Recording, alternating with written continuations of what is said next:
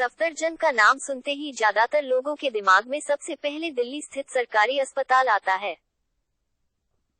हालांकि दिल्ली के सबसे पहले हवाई अड्डे का नाम भी सफदरजंग ही था, जिसे 1930 के आसपास बनाया गया था।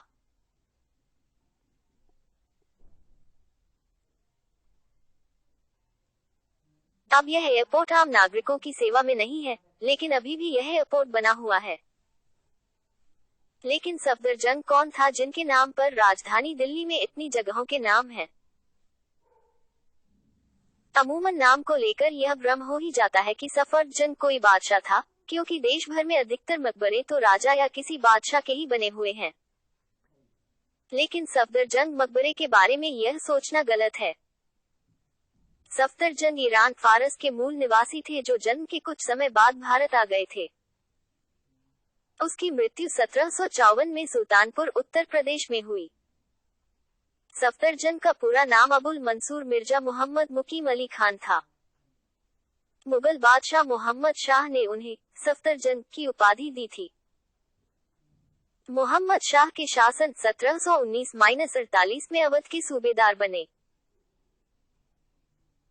मोहम्मद शाह के बाद 1748 में अहमद शाह बहादुर के शासनकाल में हिंदुस्तान का प्रधानमंत्री यानी कि वजीर उल हिंदुस्तान भी बनाए गए।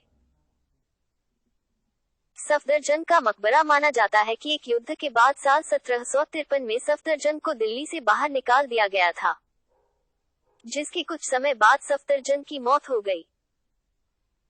सफदरजंग की मृत्यु के बाद उनके बेटे शुजा-उद-दौला ने उस समय के मुगल सम्राट से दिल्ली में अपने पिता के लिए एक मकबरा बनाने की अनुमति ली थी, जिसके बाद उन्होंने मुगल शैली में सफदरजंग मकबरा का निर्माण करवाया था।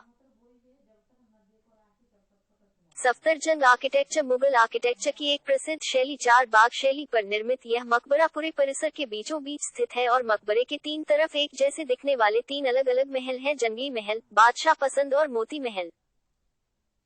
तीनों महल उत्तर मुगलकालीन वास्तुशैली में बने हैं। मकबरे का निर्माण भूरा, पीला और लाल बलुआ पत्थरों से किया गया है।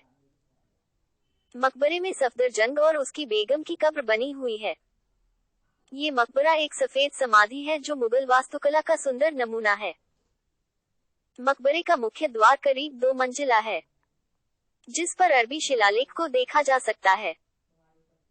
सफदरजंग का मकबरा दिल्ली में एएसआई के 174 संरक्षित स्मारकों में से एक है।